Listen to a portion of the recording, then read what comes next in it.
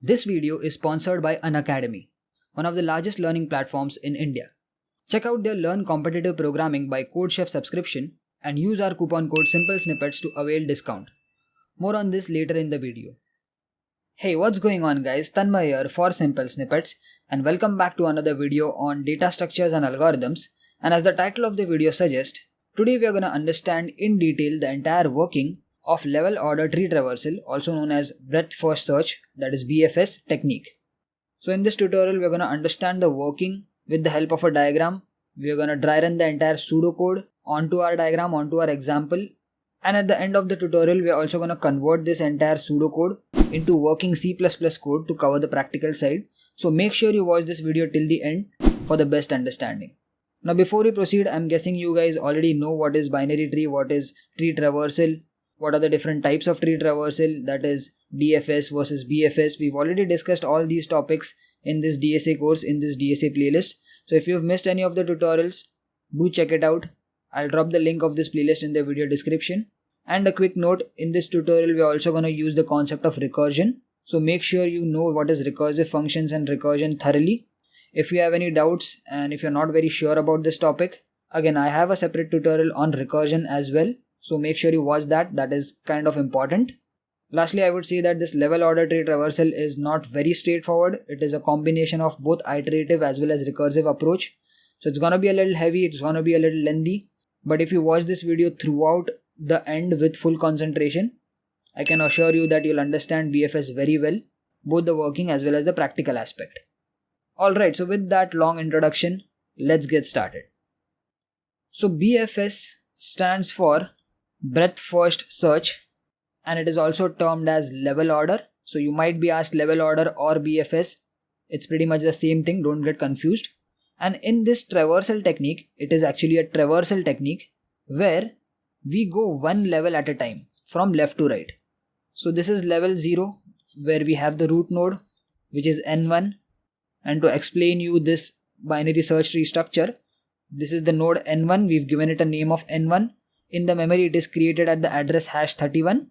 Inside the node we have 3 elements. The left and right element is nothing but the addresses or pointers to the child nodes, which is the left and right child. So hash 16 is nothing but the address of n2, hash 99 is nothing but the address of n3, and the center value is the actual element where the value is stored or the key is stored or the data is stored. All three are the same thing, and that same pattern is followed throughout this structure. If you followed this course, this must be very clear to you by now. And as I mentioned, in breadth first, we traverse the entire tree data structure, entire binary tree level by level. So this is level 0, this is level 1, this is level 2. I'm guessing you guys know what is levels, what is edges and the basic terms of a binary tree. So you'll print or you'll access node n1 first, then you'll proceed to the next level. At the next level you have n2 and n3. So then you will access n2 and n3, so 18 and 45 from left to right. Then you will proceed further to level 2 and then you will access n4 and n5.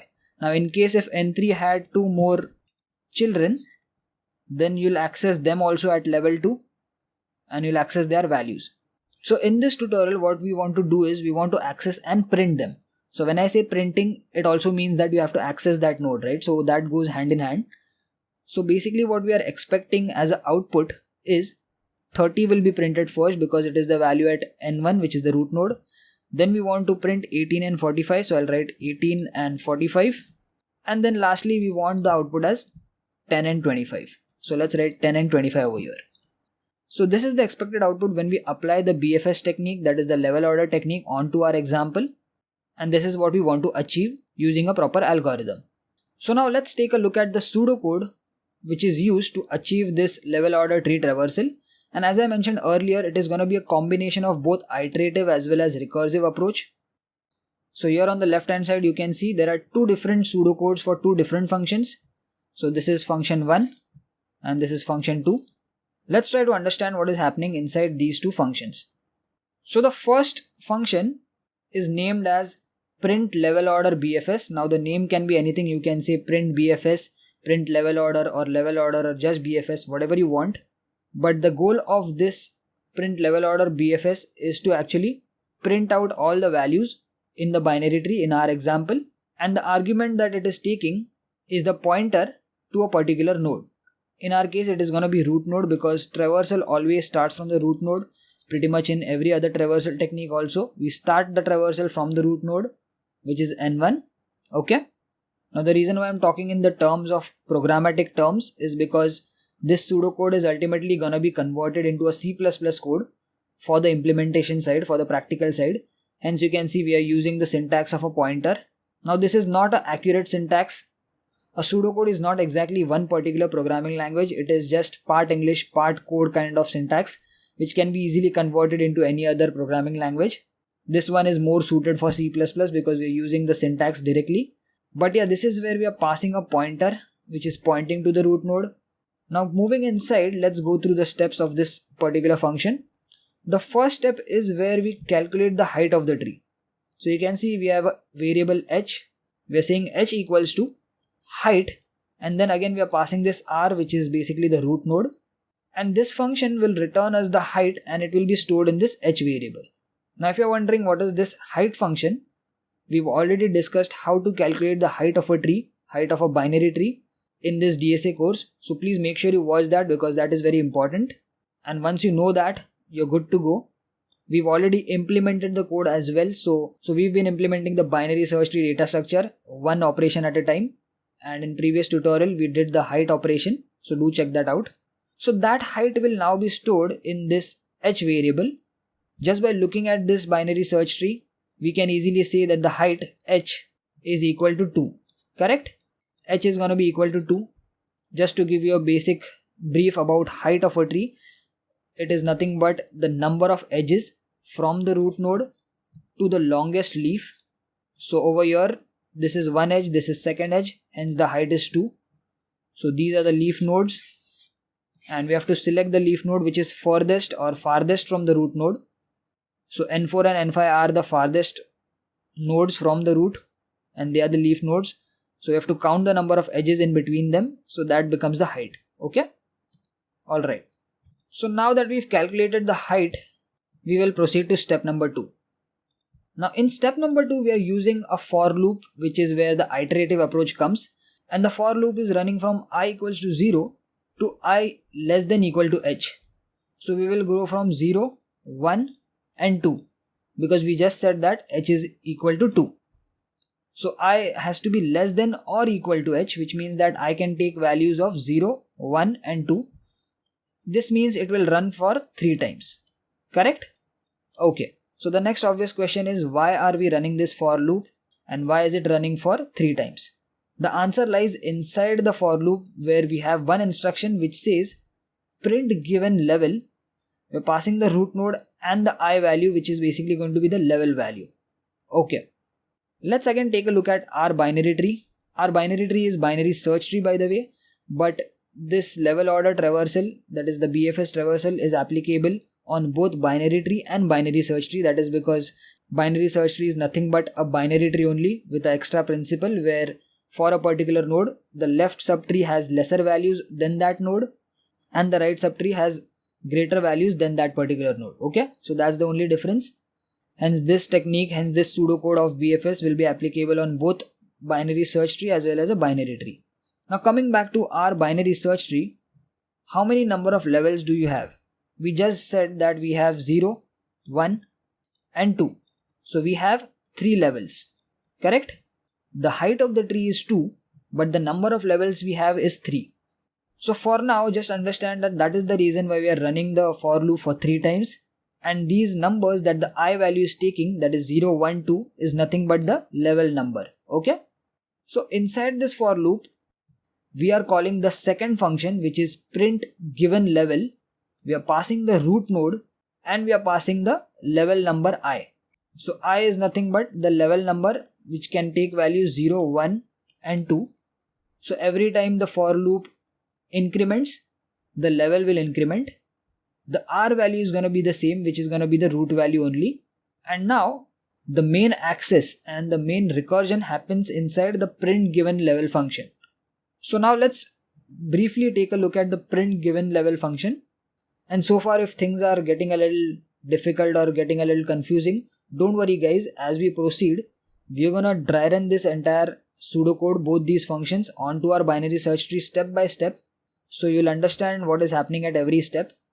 Right now I'm just giving you an overview about these two different functions, okay?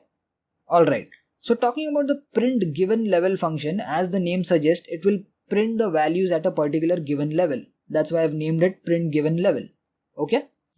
Now inside that, as I mentioned, we are passing the pointer to a particular node. It is going to be the root node initially, and then we are also going to pass the level at which that particular print given function is called. Why are we passing these two different arguments? You'll understand as we proceed inside. So going inside, we have three major steps, or three if else conditions. The first condition says if r equals to null, then return.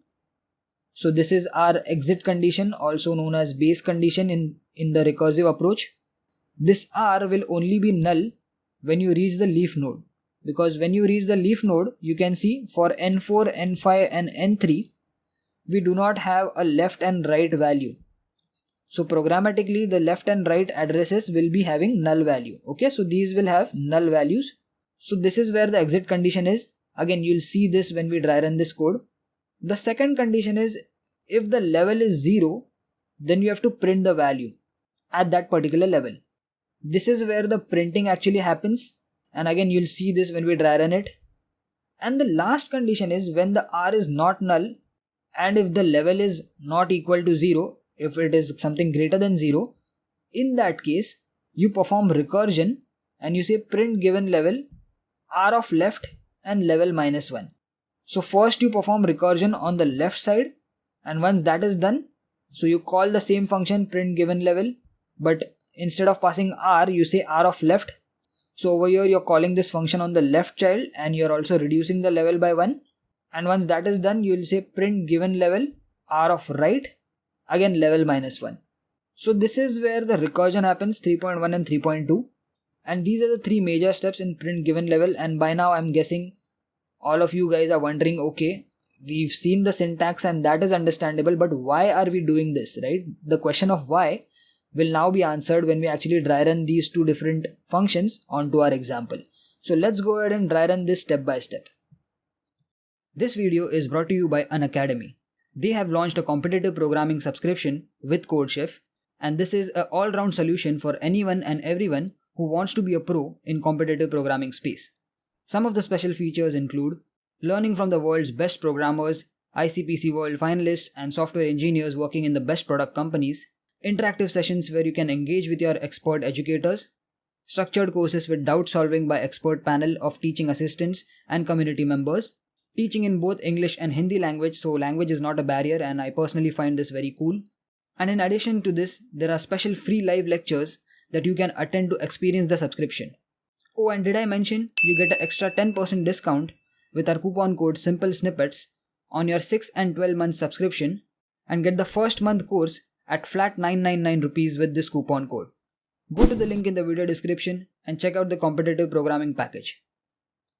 Okay, so the first thing that we do when you dry run this code is we call the print level order BFS, because this function is where inside this function we are calling the print given level. So ultimately the print level order BFS is the main function, or is actually the function that calls print given level, right? So this print given level function is dependent on print level order. So that's why the first call in the main function when it comes to C++ programming. So inside the main function, the first thing that we do is we call print level order, and we pass n1 because n1 is the root node. Okay, alright. So step number 1, we calculate the height and we pass r. R is nothing but n1 that we are passing, right? So let me write n1 over here. So when you say h equals to height of r is again n1 only. That is the root node. You calculate the height, you get the value of height as 2. So this 2 is going to be constant. The height of the binary search tree or binary tree over here is constant. So that's why I've written 2 over here. Alright. Okay. Moving on to step 2. In step 2 you say for I equals to 0 to I less than equal to h. So I will take the values of 0, 1 and 2 because we just calculated h equals to 2. So I can only take values of 0 till h because I has to be less than or equal to h. correct? Which means this for loop will run 3 times. That is something that we already discussed. So for the first iteration, obviously I is gonna be 0. So let's write 0 over here, okay? Because we are dry running this function and we are going step by step. Okay. Now when we go inside the for loop for the first time, I is 0 as I mentioned, we call print given level, we pass r and we pass I. What is the value of r? We just said r is n1. You can see over here, correct? And what is the value of I? For the first time in the for loop, I will take the value of 0. We've written it over here. So how would the print given level function call would look like? Let's see that. Okay. So this is where you can see the first print given level function is called from print level order BFS function. So let's do that arrow. Okay. So you can see who's calling which function. The first print level order BFS function just gave a call to print given level function. We passed n1 as the r value and we passed I equals to 0. Okay. So now since this print given level function is called, the print level order BFS function will go in a pause state at step number 2.1. So let's write 2.1 over here. Let's write a pause symbol first, and it paused at step number 2.1 with the I value of 0. Okay. So that's how function calls work. When a function calls other function, it first goes in pause state and then the function that is called will start its execution, right? Alright. Now coming to the print given level function, let's start the execution of print given level. Inside this we have passed n1. This is the function call over here, you can see. We've passed n1 and the level that we've passed is 0. Alright. Coming inside we check if r equals to null. We just said r is equal to n1. So r is not null, so obviously the first step will not be executed. We will proceed to second else if condition. In else if, we check if level equals to 0. We just said that the level is 0, right? That is what we passed over here. So this condition has become true. So now we will go inside the else if block and we will say 2.1, which is print r of value. R is nothing but n1. What is the value inside n1? Coming to the binary search tree, you can see the value inside n1 is 30. So that is what we are printing, and the printing happens on the command prompt. So let's write the output 30 over here. Okay, so the first value is printed. Now, since the else if block is executed in the print given level function, there is nothing more to execute, right? Because if you see the print given level function, there are only 3 steps, that is step 1, 2 or 3, and all of them are if, else if and else condition. So if any of the condition gets executed, all the other steps will not be executed. So either step number 1 will be executed, or 2 will be executed, or 3 will be executed. All of them will not be executed. We just executed step 2. So of course step 3 will not be executed, step 1 will not be executed. This means that this function is done its execution. So it's completed. So when this happens, the control is transferred back to the calling function. Who called print given level function? It was called by print level order BFS, correct? So now you will simply come back again to the calling function, and when we do that, now the print level order BFS function will resume its operation from step number 2.1.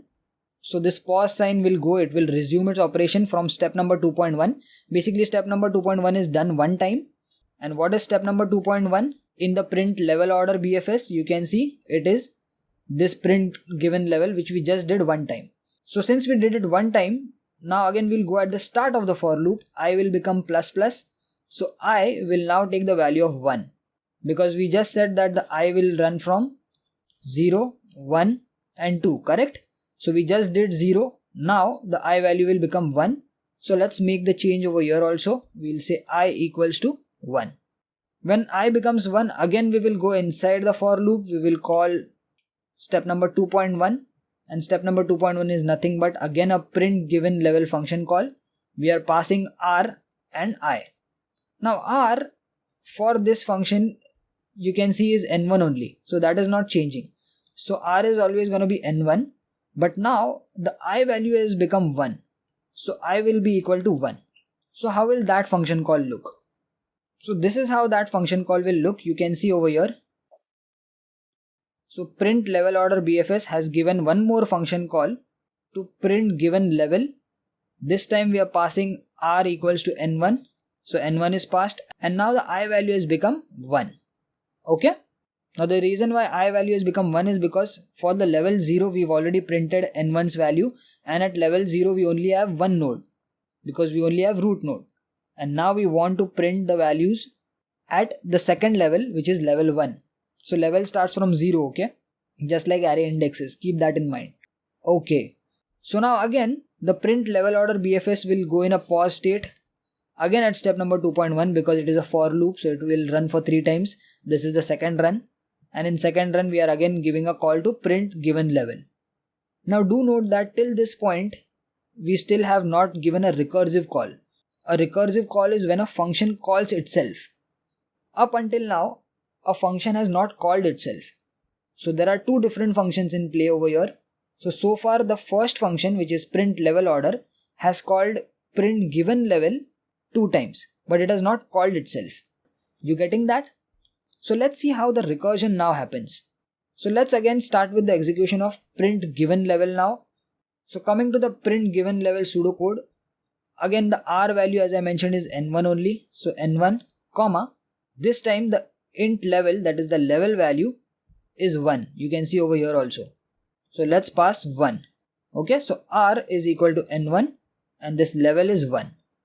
So starting off with step number 1, we check if r equals to null. No, r is not null, r is n1. So this block will not be executed. You'll move forward to step 2. Over here you check else if level equals to 0. Is the level 0 now? No, we just said that the level is equal to 1. That is what we've passed. So this time this else if also will not be executed. So the only thing remaining is the else part, and this is where you can see in the else part at 3.1 we have a recursive call. So now a recursive call will be given, and in the recursive call we are calling the same function print given level, but over here we are passing r of left. Now r we said is n1. What is there to the left of n1? We have an address #16, which is the address of n2. So now we are passing n2 for the recursive call, and we are also passing level -1. So level in this print given call is 1. Correct? You can see 1 over here. So 1 minus 1 is going to be 0. So the recursive call that we are giving will have the arguments of node as n2 and level as 0. So this is how the function call would look like. And let's do the arrow to denote the function call. So this print given level is calling itself. I'm using red marker to denote which function is calling which because we're using red now. Okay, just for understanding purpose. And you can see that now we are passing n2 as the argument and the level has become 0. Now when this happens, this first print given level will go in a pause state. Of course it will go in a pause state. So let's do a pause symbol over here. Where did it go in a pause state? It went in a pause state at step number 3.1. So let's write 3.1 besides it so that we don't forget, because after the completion of the recursive call it will come back only and you'll have to resume its operation after step number 3.1. So it is good to keep a track of it, correct? Alright, now let's start with the execution of this recursive call print given level where we've passed n2 and 0. So now we've passed n2 and level as 0 for this particular function call. We'll go at step number 1, we'll check if r equals to null. No, r is not null, r is n2. R is equal to n2 and the level is equal to 0. So first step is not executed. We will proceed to step 2. Over here the level value has now become 0. Correct? Because that is what we've passed over here. You can see in the function call also. So this time we will say print r of value. R this time is n2. You can see we are passing n2.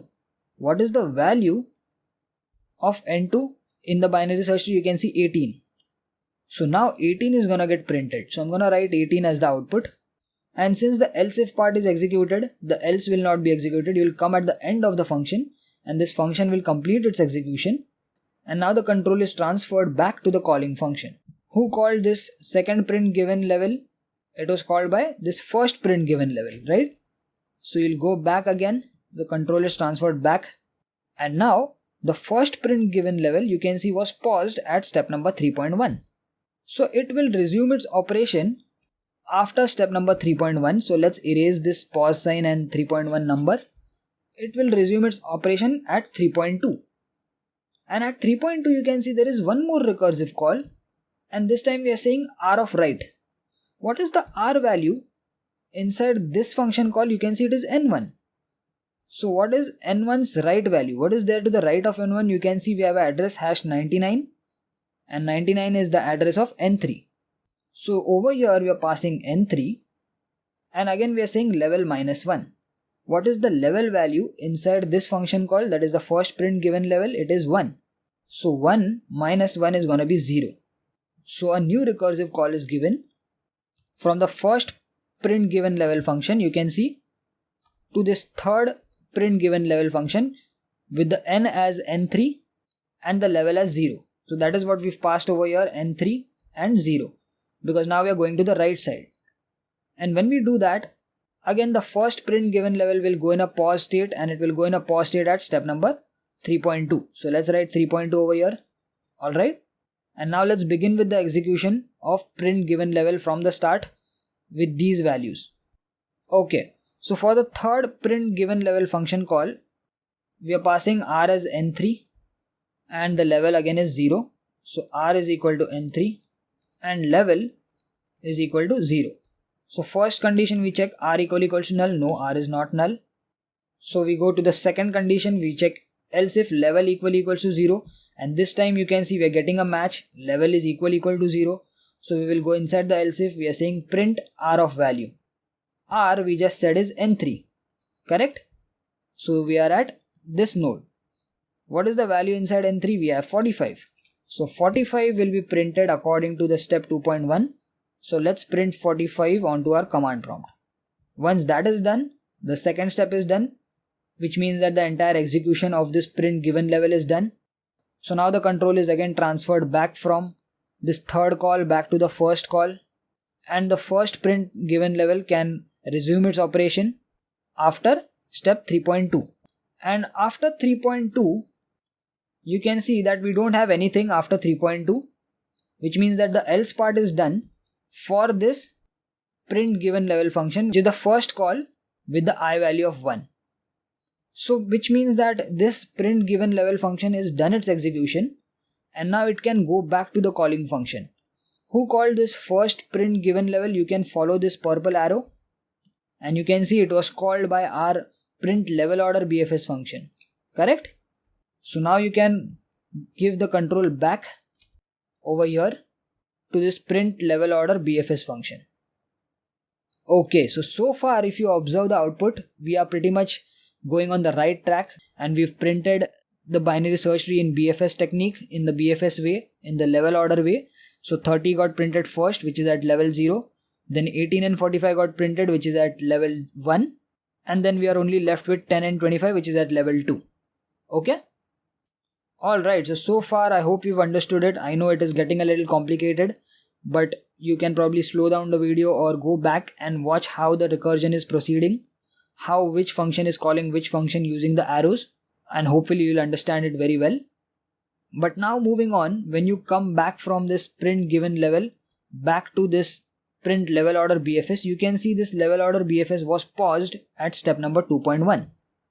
Step number 2.1 in the print level order BFS is this statement which is inside the for loop. So once this is done, since you will resume operation from step number 2.1, which means you'll proceed after 2.1 because 2.1 is done, you'll again come at the start of the for loop, and now again I will become plus plus. What was the I value so far? You can see we've written I value as 1. So I was 1, and when you say plus plus, I will become 2. So let's write I equals to 2. Now the condition of course will be checked in the for loop. I has become 2. Is it less than h? What is the height of this tree? Remember we calculated the height equals to 2. So is 2 less than equal to 2? Yes. We are traversing from 0 till the height, and the condition should be I is less than or equal to h. So is 2 less than equal to 2? Yes. So now we will go one more time inside the for loop, and when we do that, again we will call print given level. We are passing r. Inside the print level order BFS, the r value is always going to be the node value n1. You can see r is n1 only. So we are passing n1, which is the root node, and comma I. So I we just made 2. So now the second argument will become 2. Okay. Alright. So again a print given level function is called. So let's see how that function call looks. Okay. So you can see in the blue over here. Again the first print given level function is called with the r value as n1. So you're passing n1 only, which is the root node. And this time you're passing the level value as 2. Okay, so over here also you can see 2. Now this time I'm using blue color so we can distinguish the different print given level function calls. But since this print given level function is called again from the print level order BFS function, the control is transferred from print level order BFS to this print given level function. And again the first print level order BFS will go in a pause state. So let's write the pause symbol over here, and it will again go pause at step number 2.1. So let's write 2.1 again. And now let's start with the execution of print given level function with the r value of n1 and the level value as 2. So when the r is equal to n1 and the level that we are passing is 2, let's proceed inside this function. The first thing we check is r equal to null? No, r is n1. So obviously r is not null. This step is excluded. We'll move forward. We check else if level equals to 0. Level we just passed is 2. So this is also not true. So the only step left is this recursive step. In the else part we say 3.1 print given level r of left level minus 1. R we said is n1. What is there to the left of n1? It is hash 16, which is the address of n2. You can see over here. So we are passing n2 comma the level is level minus 1. Level we just said is 2, so 2 minus 1 is equal to 1. So a recursive call is now given from this first print given level to this second print given level, and the values that are passed is n2 and 1. n2 is the node value and 1 is the level value. So the first print given level will of course go in a pause state, and it will be paused at step number 3.1. So let's write the pause symbol. It is paused at step number 3.1. And now we can begin execution with this second print given level function call. So for the second print given function call, we are passing r equals to n2, level equals to 1. So again first step will not be executed, r is not null, r is n2. Second step will not be executed, level is not equal to 0, level is 1. So again the third step is going to be executed. Again a recursive call at step number 3.1. We will say print given level r of left. R we just said is n2. What is there to the n2 of left? It is hash 6, which is the address of n4. So we are passing n4 and we are saying level minus 1. So level is 1 over here. 1 minus 1 is equal to 0. So a third print given level function is called from second print given level function. And now we are passing n4 and 0. You can see these are the values that are passed. And of course the second print given level function will go again in a pause state at step number 3.1, because this is where the recursive call happened. And now we can execute and start the execution of this third print given level function. So I hope you can understand how the recursion is progressing and why it is progressing. That is because now we only want to print the last level. So we will have to recursively first traverse to that last level and print the values only at the last level. Correct? So that's why first we did the recursive traversal, and now when we execute this third print given level, you can see r is equal to n4 and the level has now become 0. So if you go inside, the first step will not be executed. R is not null, r is equal to n4, so r is not equal to null. Now the step 2 will become true because this time the level has become 0. Correct? So inside the else if we have print r of value. R we just said is n4. What is the value of n4? It is 10. So 10 gets printed onto the command prompt. Correct?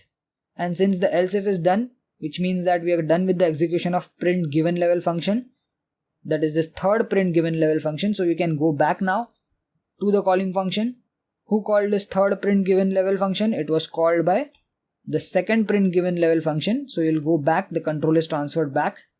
Over here, the second print given level function will resume its operation from step number 3.2 because it was paused at 3.1 and 3.1 is done. So let's erase this. For the second print given level function, what is step number 3.2? It is again a recursive call, but this time we are saying r of right. The r value, that is the node inside the second print given level function, is nothing but n2. So what is there to the right of n2? If you observe to the right of n2, we have hash 26, which is the address of n5. So we are passing n5 now. And again we say level -1. What is the level value inside the second print given level function? We are at this function right now. The level value is 1. So 1 minus 1 is going to be equal to 0. So a fourth print given function is called from the second print given level function. And we are passing n5 and level value is 0. So again the second print given level function will go in a pause state at step number 3.2. Let's write a pause symbol, and 3.2 is where it is paused at. Now starting with the execution of the fourth print given level function, we are passing r equals to n5. So r is not null obviously, and the level that we are passing is equal to 0. So step 2 becomes true because we've matched with the level, which is 0. So you'll say print r of value. So the value inside n5 is nothing but 25. So that is going to be printed. And if you observe, we've pretty much arrived at our output. We've got our desired output. However, this is not where the entire operation stops. Even after printing all the values, you can see the pseudocode will keep on continuing execution because we still have to return back to the original calling function. So the traversal back is still left even though we've still achieved our output. So let's go ahead and proceed fast and see how further this operations happen. Okay. So after the printing of the fourth print given level function, we are pretty much done with the else if. So the control is again transferred back to the calling function, which is nothing but the second print given level, which was paused at step number 3.2. So it will resume its operation from step number 3.2, which is after 3.2. And after 3.2, for this second print given level function, we don't have anything. So the else is done, which means that even this is completed its execution. So you can go back to the calling function. Who called the second print given level function? If you follow this blue arrow, you can see the first print given level function was calling this function. So now you can again trace back. When you return back, the first print given level function was paused at step number 3.1. So it will continue or resume its operation from step number 3.2. So let's erase this pause sign. And for the first print given level function, step number 3.2 is over here. The r value is nothing but n1 and the level value is nothing but 2. So at 3.2 we are giving a recursive call. We are saying r of right. R is nothing but n1. So what is there to the right of n1? N1 is the root node. What is there to the right of n1? We have hash 99. 99 is the address of n3. So basically we are now going to the right side. And level -1. Level we just said is 2. So 2 minus 1 is going to be 1. So now a fifth print given level function is called. From the first print given level function, you can see over here. And as I mentioned earlier, you can see things are getting a lot messier over here. But I hope so far you've understood the entire traversal, entire progression of the recursion as well as the iteration. And at step 3.2, when this is happening, the first print given level function will go in a pause state. It will go in a pause state at step 3.2. Now we can begin execution with the fifth print given level function. So starting off with the execution of the fifth print given level function, we are passing n3 and 1. So r is nothing but n3 and the level value is nothing but 1. And in case if you're wondering, are we going to print out n3's value as 45 again? That is not going to happen because over here you can see we've already printed that in previous iterations. There are 3 iterations, 3 for loop iterations, and in every for loop iteration we were doing print given level function recursions. So that's why I've depicted 3 different colors. The first iteration I've shown in green, The second iteration, in that we had 3 print given level function calls, which is the ones in the red. And then in the third for loop iteration, you can see we have all the print given level functions in blue. Okay. So for this fifth print given level function, r is nothing but n3 and level is 1. So inside this we will say if r equals to null, no, r is not null, r is n3. So this is not executed. Step 2 is checked, else if level 0, no, level is 1. So even else if is not executed. So only thing left is recursive calls. And in recursive calls we have step number 3.1, we will say print given level r of left. Now r is nothing but n3, you can see. What is there to the left of n3? We have nothing, which means we have null. So now we are passing null and we are passing level equals to level minus 1, level is 1, so 1 minus 1 is 0. So a new print given level function is called from this fifth print given level function, but for a change this time we are passing the r value as null. Now when this happens, remember when you start with the execution of the sixth print given level function and when you pass null as the r value, as the node value, at the step 1 itself we check if r equals to null, then return. So this function will do nothing but it will immediately return back without doing anything to the calling function, and we had given a call to sixth print given level function from the fifth print given level function. And now we will proceed to step 3.2 for the fifth print given level function, because it was at 3.1 where we gave a recursive call. So sixth print given level function was called at step number 3.1. Now that is done, it has come back. So now we proceed with 3.2. We again say print given level function r of right. R over here is n3, level again is equal to 1, but that doesn't matter. We say r of right. What is there to the right of n3? Again we have null. So again we will pass null over here and the level will be 1 minus 1, which is 0.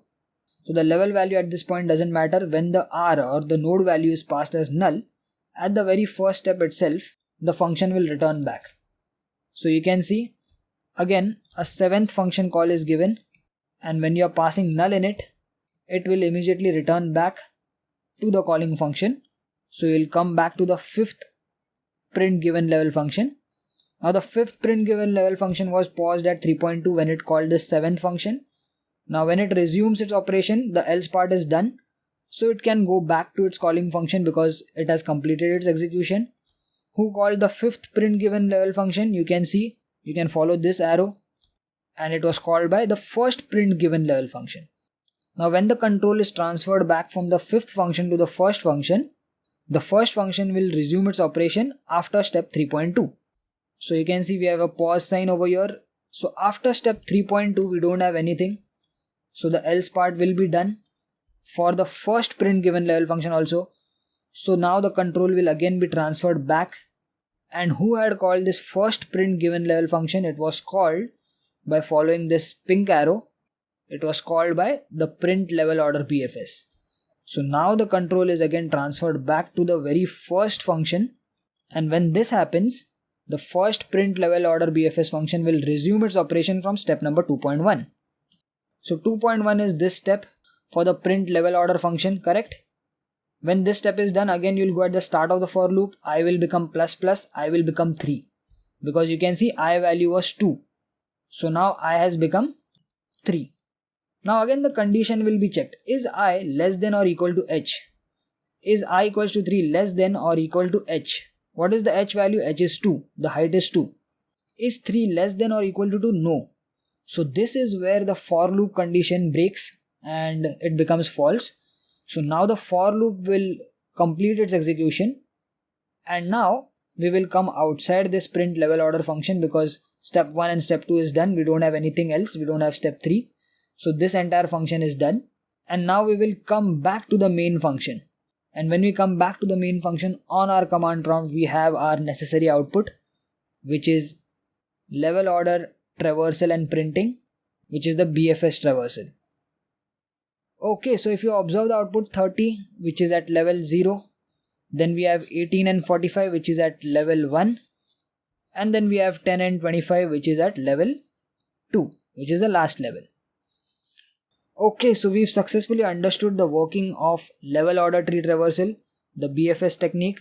We saw the pseudocode, we dry run the pseudocode step by step onto our example, onto our diagram. We made a lot of mess over here, but hopefully you've understood how level order tree traversal works and how the recursion as well as the iteration operates.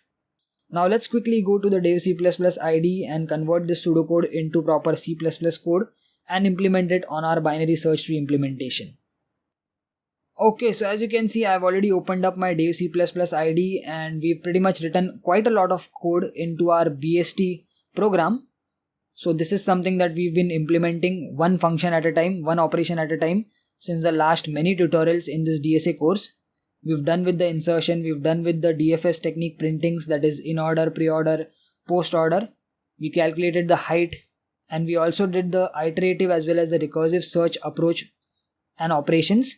So if you scroll down in the BST class at the very end, this is where I'm gonna paste the code of print given level function as well as the print level order function. The reason why I'm directly copy pasting it is because if you see the pseudocode on the right hand side, you can simply convert it easily in C++ programming. If you've been following this course so far, I'm guessing you've typed the code yourself. Please type the code at least once yourself for the best practice. I'm obviously going to be sharing this entire BST code with you guys with all the operations. You can check the link in the video description for this article of binary search tree where you'll get the entire code with all the operations. But I highly recommend that you type the code at least once. And now if you scroll down in our main function, this is where we've created the menu driven program. We've created the object of the BST class. We take the option number from the user and depending upon what option the user enters, we perform that particular binary search tree operation. Now as I mentioned earlier, the BFS or level order traversal for a binary search tree is going to be exactly the same as in the binary tree. So no difference is going to happen. So when the user enters option number 4, we will do the print or traversal. So just scroll down in the switch case, go to case 4. Over here we are printing the tree in a 2D way. Just hit enter. Over here we will print level order BFS. Hit enter and simply call the function using the object. We say obj.print level order and we pass the root node, the pointer that is the root, and then just a escape sequence. Let's save this. This should work. I'm not explaining the entire code in the main function. That is because we've already done that when we started off with the implementation of binary search tree. So go ahead and watch those videos. Now go to the execute, compile and run. Hopefully this should work. Okay, so things are working fine, I suppose. Okay, so let's first create the binary search tree. We'll try to use the same example that we just saw on the digital blackboard, which you can see on the right hand side. So for insertion, you can see we have option 1. So hit option 1, hit enter, insert node. First value is 30. Again option 1, then we have 18. Option 1, we have 45. Option 1, we have 10.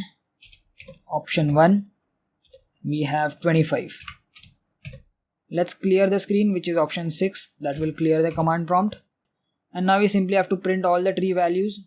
So that is for option 4. We should get this output of 30, 18, 45, 10 and 25. When I hit enter, you can see first function is print 2D. So we are getting the entire binary tree in a 2D way. It is rotated anti-clockwise 90 degrees. So 30 is the root node. Then we have immediate children as 18 and 45. That is what we have over here. I know it is still messy over here, but just bear with me.